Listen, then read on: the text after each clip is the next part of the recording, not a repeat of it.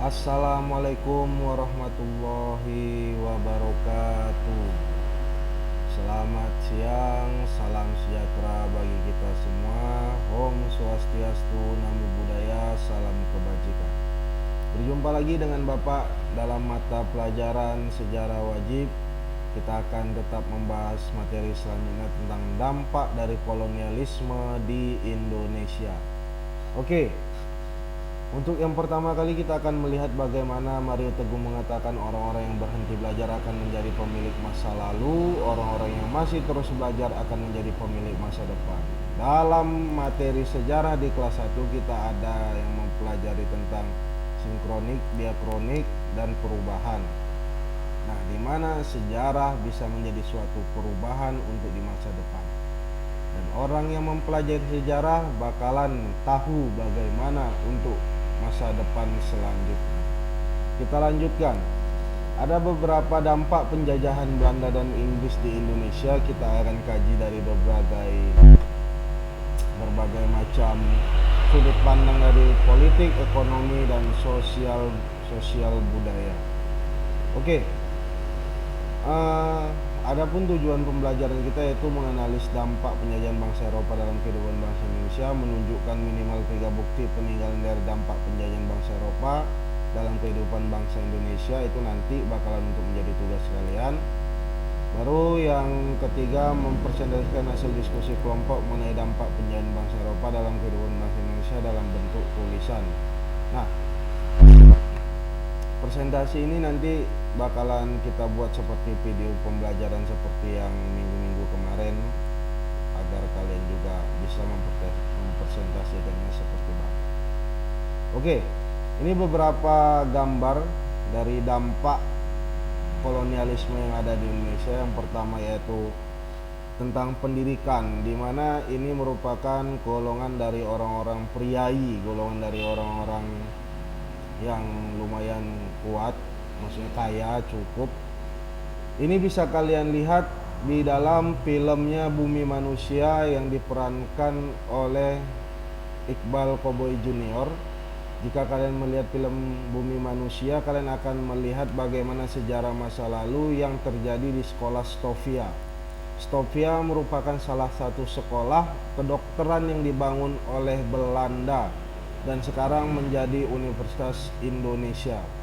Nah, Stovia ini merupakan bentuk salah satu pendidikan yang diberikan oleh Belanda setelah politik etis gitu. Sebelumnya apa, Pak?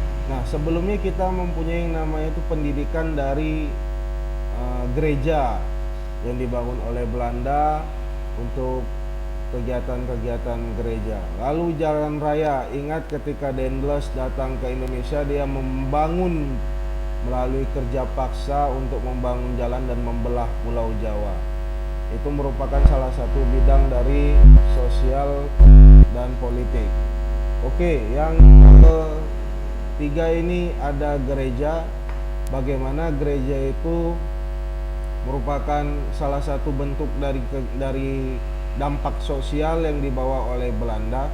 Padahal sebelumnya di tahun 1600 atau 1500 sebelum Belanda datang, agama yang dianut oleh Indonesia itu bermacam-macam, Hindu, Buddha, Islam, dan agama-agama nenek moyang kita sekarang itu masih ada juga sih, seperti di Sumatera Utara ada Parmalin, dan di daerah Jawa Barat yang dianut oleh suku Baduy juga ada, dan di Jawa ada Kejawen. Itu merupakan agama-agama dari nenek moyang. Tapi ketika Belanda dan Inggris datang membawa agama Kristen yang sampai sekarang masih terus ada.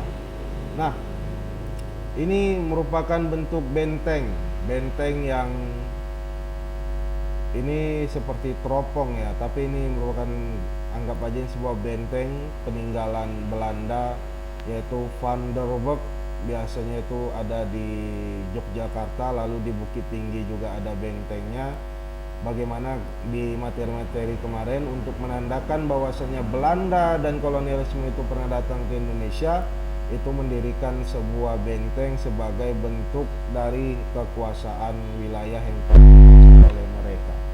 Oke, Ini ada buku dari Thomas Stamford Raffles, yaitu The History of Java, di mana dalam kajian pendidikan juga Raffles sudah menulis buku tentang History of Java. The History of Java, bagaimana isinya tentang masyarakat yang ada di Jawa, bagaimana tingkah laku, kegiatan, dan apapun itu. Nah, dari segi mata uang, maksudnya dari kajian ekonomi, bagaimana pertama kali Denles memperkenalkan mata uang yang dimana sebagai alat tukar, bukan lagi seperti dulu kita barter, tapi uang sudah berlaku di zaman kolonialisme ketika masuknya Belanda dan Inggris pertama kali ke Indonesia. Lalu ada Kebun Raya Bogor sebagai riset penelitian yang dilakukan oleh Stamford Raffles sebagai kajian bidang sosial.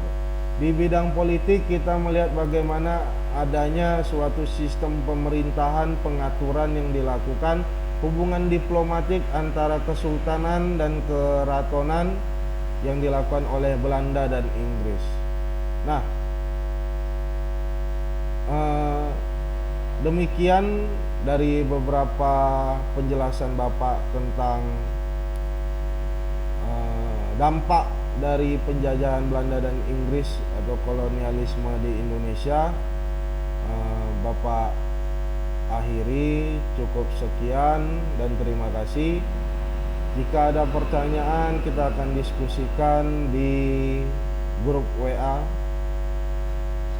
Bapak akhiri, selamat siang, salam sejahtera bagi kita semua. Salam, Om Swastiastu, Namo Buddhaya, salam kebajikan. Assalamualaikum warahmatullahi wabarakatuh.